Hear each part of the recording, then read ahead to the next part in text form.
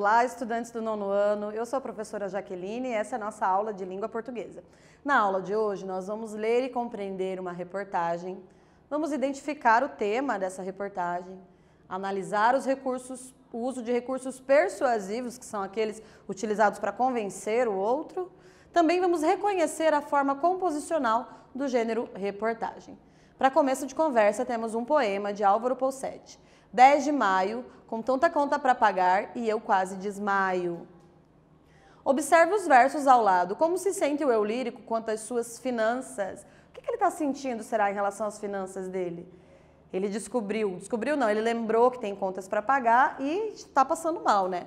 E você, como classifica a sua relação com o dinheiro? Saudável ou desequilibrada? Por quê? Você sabe lidar bem com o dinheiro? Ah, professora, para lidar com dinheiro você tem que ser rico. Não necessariamente. Você tem que saber gerenciar o seu dinheiro e é um pouco sobre isso que nós iremos falar hoje. Como vai funcionar na prática a educação financeira nas escolas? Você já deve ter percebido que entrou no currículo das escolas do ensino médio a disciplina de educação financeira. Isso é uma coisa, um avanço, uma coisa muito boa, né? Porque todos nós precisamos ter aí um tipo de educação para nos organizarmos financeiramente. O tema é importante para auxiliar a criança a saber organizar desde cedo seu dinheiro e os pais também devem tocar no assunto em casa. Isso aqui foi publicado por Gabriela Maracini e atualizado em janeiro de 2020. Vamos observar o título aqui, essa é a estrutura da reportagem. Como vai funcionar na prática a educação financeira? Esse é o título. O assunto, tem uma flechinha ali em cima, é sua vida. Ela está provavelmente na seção da revista que fala sobre comportamento, sobre cotidiano, né? O subtítulo está ali, ó. O tema é importante para auxiliar a criança a saber organizar desde cedo seu dinheiro e os pais também devem tocar no assunto em casa. E abaixo nós temos a autoria e a data. É muito importante que você saiba localizar ali pertinho do título quem foi que escreveu, quando que isso foi publicado. É muito importante que você consiga ter essa localização aí no texto para saber quando, como, quem. Por exemplo, a informação de que isso foi publicado em 2020 nos mostra que é atual e em 2021 isso já está acontecendo nas escolas. Vamos ler a reportagem. Como vai funcionar na prática a educação financeira nas escolas? O tema é importante para auxiliar a criança a saber organizar desde cedo seu dinheiro e os pais também devem tocar no assunto em casa. Por Gabriela Maracini, atualizado em 2020. A partir deste ano, qual ano? O ano de 2020, quando foi publicado. Todas as escolas brasileiras devem adicionar educação financeira como tema transversal na grade curricular, conforme as diretrizes da Base Nacional Comum Curricular, que é a BNCC. Se você não sabia, a BNCC é o que organiza tudo que a gente estuda na escola. Quem é a professora que determina quais são os conteúdos que vão ser estudados na escola? É a BNCC. Mas na prática, o que isso quer dizer? Quando a decisão do Ministério da Educação, ou MEC, foi divulgada, prevendo que as redes de ensino deveriam se adequar às novas normas da BNCC, muitos acharam que se trataria de uma nova disciplina a ser estudada, mas não é bem isso. A educação financeira é um dos temas a serem desenvolvidos dentro do componente curricular matemática, podendo ser abordado desde os anos iniciais da etapa do ensino fundamental, perpassando todos os anos até o ensino médio, explica Adriana Pagan, responsável pelo currículo na Secretaria de Educação de São Paulo. Então, eles determinaram ali que isso deveria vir como um dos conteúdos na disciplina de matemática. Mas o tema não necessariamente será abordado apenas nas aulas de matemática. A educação financeira poderá ser, inclusive, objeto de estudo em outras disciplinas, como geografia e língua portuguesa, por exemplo. Por que a educação financeira desde a infância é tão importante? A educação financeira é importante para todos os indivíduos, independente de sua idade, já que melhora a relação com o dinheiro e serve para auxiliar e controlar ganhos e os gastos racionalmente. Todos nós, seres humanos que vivemos em sociedade, lidamos com dinheiro. Então é importante a gente saber, nós nos educarmos em relação a isso, para que a gente consiga se organizar em relação ao nosso dinheiro, não é mesmo? Para Pagan, a abordagem desde o ensino fundamental é essencial para que o estudante comece a se planejar quanto ao futuro, entender como suas ações no cotidiano impactam o seu orçamento a curto, médio e longo prazo. Então aqui ele cita uma pessoa que estuda nessa área e essa pessoa diz, olha, é muito importante que as crianças aprendam desde cedo a se organizar com o seu dinheiro para que eles façam aí ações no cotidiano que vão impactar na sua vida, para que eles consigam ter uma relação saudável com o dinheiro. A lição de casa também é dos pais. Para que a criança consiga, de fato, desenvolver uma boa educação financeira, ela não deve depender apenas das escolas. É importante que o tema também seja desenvolvido dentro de casa, em seu dia a dia. Então, aqui está dizendo que a BNCC, que é a Base Nacional Curricular Comum, trouxe para as escolas a obrigatoriedade de se trabalhar com as questões voltadas ao orçamento, à educação financeira e etc. Mas aqui no texto ele está dizendo, mas isso não deve ficar somente a cargo da escola. Cabe aos pais se educarem financeiramente e ensinarem aí os seus filhos a ter uma organização com o dinheiro. Até há um tempo atrás, era somente os pais que faziam essa organização. E hoje, apesar de que sempre na escola a gente tem essas noções, estuda alguma coisa voltada para essa área, mas agora é obrigatório trabalhar isso dentro do currículo nas escolas. Então, escola e família vão em conjunto organizar, ajudar as crianças a terem uma relação melhor com o seu orçamento, com o seu dinheiro. Aqui nós temos as características do gênero reportagem. Observamos um tema tratado com maior profundidade que na notícia. Então, na notícia, eu tenho um texto que é um texto imediatamente atual, como se fosse assim, se hoje fosse dia 1º, a notícia que foi publicada era de ontem ou de hoje, é um tema imediatamente atual. Já a notícia, não. Já a reportagem, não. É um tema que pode pegar um tema atual, mas não imediatamente atual, mais amplo, com uma abrangência maior. Vai ter dentro da própria reportagem um pouco da entrevista, um pouco da notícia, também tem entrevistas. Dentro da própria reportagem, a gente vai ter depoimento, vai ter entrevista, vai ter notícia, vai ter até um pouco de opinião, né? Pode ser composto de vários outros gêneros, como fotos com legenda, gráficos, tabelas, entrevistas, depoimentos, textos instrucionais, como eu falei, textos de opinião. Pode apresentar várias opiniões sobre o mesmo tema. Eu vou pedir para vocês anotarem no seu caderno as características da reportagem e nós já voltamos.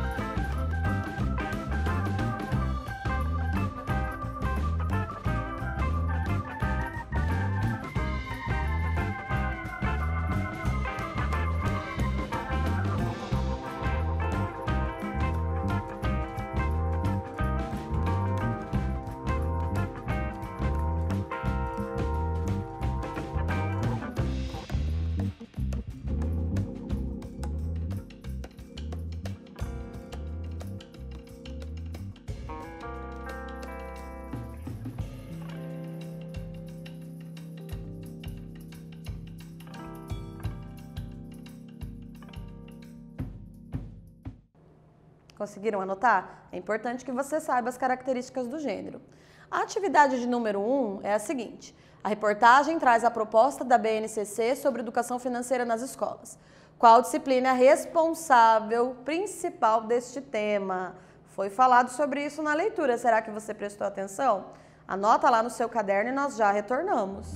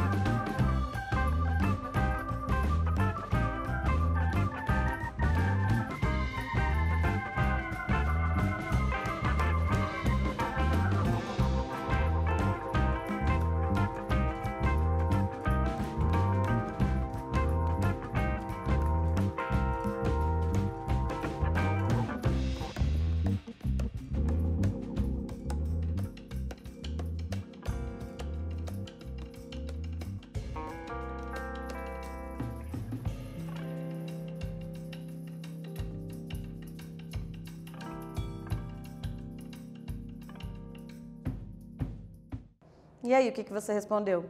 Lembra que foi dito que era na disciplina de matemática, mas não necessariamente, que isso poderia aparecer em outra disciplina. Então, a educação financeira será incluída como temática de matemática, mas outras disciplinas também podem trazer esse tema, como geografia, português, dentre outras. Vamos pensar juntos. Sobre a BNCC, vamos escolher a alternativa correta. Vamos ver se você se lembra o que é a BNCC.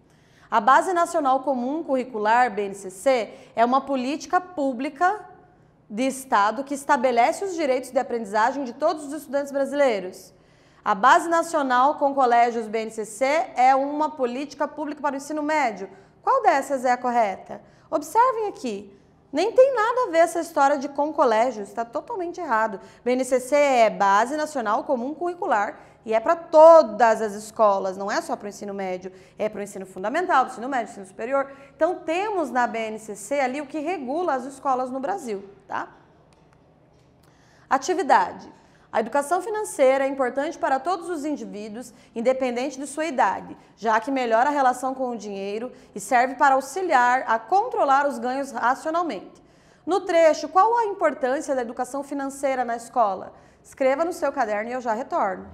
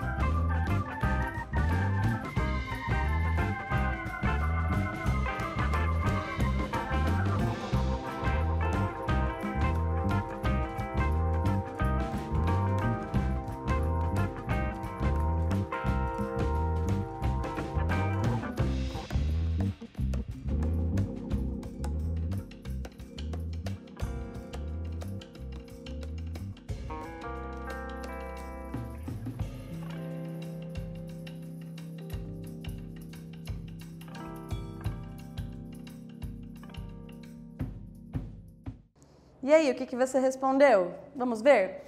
A educação financeira é importante por ensinar a controlar os gastos de modo racional, fazendo orçamento pessoal e aprendendo a se organizar financeiramente. E aí, você já pensou sobre isso? Você já tentou se organizar financeiramente? Você pode, além daquilo que é ensinado nas escolas, buscar vídeos na internet que te ensinem a lidar com o seu dinheiro, te ensinem a poupar, a investir, a não ganhar, a não gastar com coisas supérfluas. Isso é interessante para que desde cedo você já se organize. Eu estou dizendo que não é para você gastar nada? Claro que não, mas para você gastar o seu dinheiro com inteligência. Afinal, não é tão fácil assim de ganhar, não é mesmo? Se você se organizar, certamente você vai conseguir aí comprar as coisas que você quer, você vai conseguir fazer aquela viagem que você tanto queria, ou comprar aquele brinquedo novo, aquele videogame novo, aquele material novo. Se você se organizar, você consegue. No entanto, se você não guarda nada, dificilmente você vai conseguir comprar suas coisas com o seu dinheiro. E aí você vai estar sempre pedindo mais. Nem sempre os pais conseguem comprar tudo que você quer. Talvez se você realizar pequenos trabalhos, organizar aí o dinheirinho que você ganha, você vai conseguir ter aí um orçamento mais organizado para que você consiga fazer aquilo que você quer. Atividade. Todas as escolas brasileiras devem adicionar a educação financeira como tema transversal na grade curricular, conforme as diretrizes da Base Nacional Comum Curricular, a BNCC. Qual é o sentido da palavra conforme? O que conforme quer dizer aqui? Quando que eu uso essa palavra conforme? Anote no seu caderno e eu já retorno.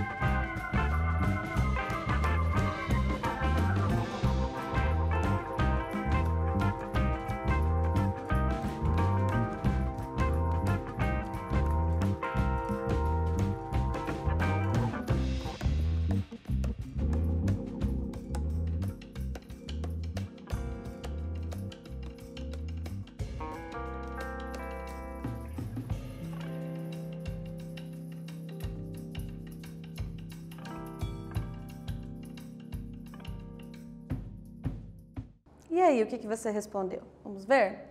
O uso da expressão conforme indica uma ideia de conformidade e poderia ser substituída por segundo, consoante, de acordo com, sem que houvesse prejuízo ao texto.